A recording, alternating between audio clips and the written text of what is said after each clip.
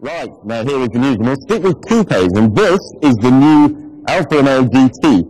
On sale beginning of next year. You can have a 3.2 V6, going to be 20 to 27,000 pounds. I've actually already driven it, and I rather like it. I think it looks great. I think it looks brilliant. No, I don't. It's rubbish. No, what's going on with you at the moment? You keep not liking really nice. No, honestly, we haven't got a photograph of it from the back. Oh, but it's got a really... Yeah, okay, you can see that.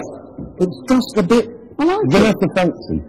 It's just, I'm not sure, it's styled by Bertoni, and I'm not sure that he isn't a bit, you know, he designs with his right hand and actually he's left-handed. No, it's not. All the great. How much is it going to be? Well, 20 to 27,000 pounds, we think, but that's not official. 20,000 for a cheap one, and then 27,000. 20,000 for a 1.8 twin spark, the 3.2 V6, probably about 27,000 pounds. That's the one I drove. The only thing I would just say, though, about owning an Alfa Romeo is you have to, in order to be petosexual, Yeah. you must at some point have owned an Alfa Romeo in your... You've had one, haven't you? I've had one. Have you had one? Yeah, I had one. I had a 164. I had a GT6, and so you... I had another. He's not a proper pet. You're not a proper... How long have we got to have it for? 7 minutes. Well, can I just go into a shop, sign for it on the credit, and then sign to sell it on another piece? Well, you could do, but you've lost £3,000. Yes, but I only have to drive about 100 yards from the new to the used sales department, so it'll probably only break down, didn't it? Yeah, it will break down. Honestly, you've got to do it. Has anyone here got an Alfa? Yeah. You're a Pisces. Why? You are a Pisces with an Alfa Romeo, yeah. All Pisceans have... What are you talking about? Pisceans like a bit of a blub. And there's nothing guaranteed to get the blub and go, oh, broken down again, it hates me. It doesn't hate you, it's just an Alfa. I'll be alright. I'll be alright. You are a Piscean. I don't. And you do have an Alfa Romeo. It's a fact. I knew it. But I'm a Capricorn, and Capricorns don't believe in astrology. You've got a Bentley. Capricorns have Bentleys. No, they don't, though, do they? Because my mum's got one, and she hasn't got a Bentley. She's got a Seat Rosa. That's not a Bentley. So I either have Bentleys or Seat Rosas, Capricorns. Is that a known fact? Yeah, it's a known fact. But I got that right. 2 Alfa owners it, 1 owner it.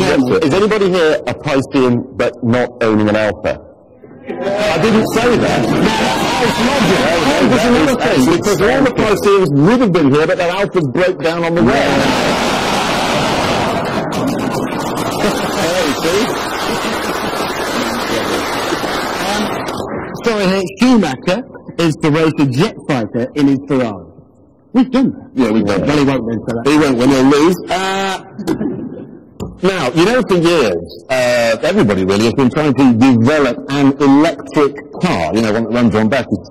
Now, this is fraught with difficulties, frankly. First of all, you plug it into the mains and you get the power to charge your batteries from a power station, which burns coal.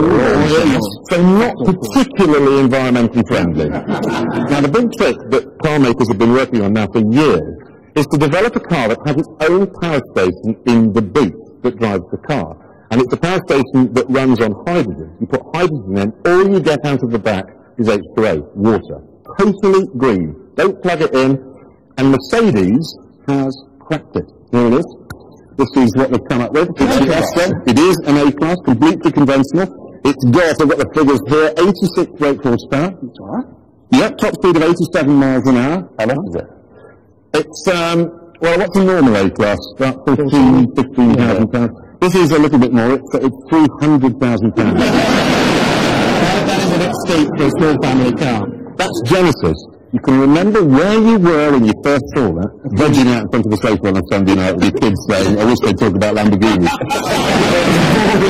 Now, speed cameras. Been a massive growth, and they're in the news at the moment. 10 years ago, there were virtually none. Now we've got round about 5,000. Now, because all these cameras are supposed to be highly visible, and because they're all supposed to be put at known accident black spots, you would imagine, would you not, that they've had a dramatic effect on a number of people being killed on our roads. I mean, if you see a camera there and it's an accident black spot, you slow down because you don't want to get fined. Well, we've got a chart here which shows what's been going on. This is the number of people who've been convicted since 1996. It was around about 250,000. Now it's just gone past, or rather by 2001, which is the last year for which we have figures available, it's gone past 1 million in a year. And yet, the number of road deaths, virtually constant. Almost exactly the same now as it was back in 1996. Absolutely, sadly not the decline you'd want to see. But they're not at accident black spots, okay? There's been some research into the most dangerous stretches of road, in other words, accident black spots.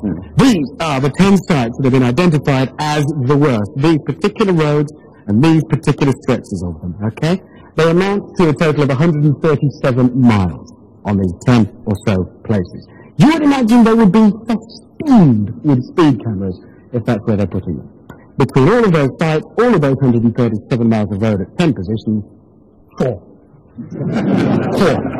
The thing is, though, even if the cameras were there, I could still drive up any of those roads, drunk, uninsured, high on magic mushrooms in a stolen Nissan. But as long as I didn't actually go over the speed limit, I'd get away with it. You see, that's the problem we're facing, is because the people who like the speed cameras, and you think that they're a good idea, are forever telling us that 33% of all fatalities are caused by excessive and inappropriate use of speed. But the fact is, the Transport Research Laboratory, who are proper scientists, who are not just mad vegetarians on bicycles, they're proper scientists. They say it's actually 7% of accidents are caused by excess speed. 7.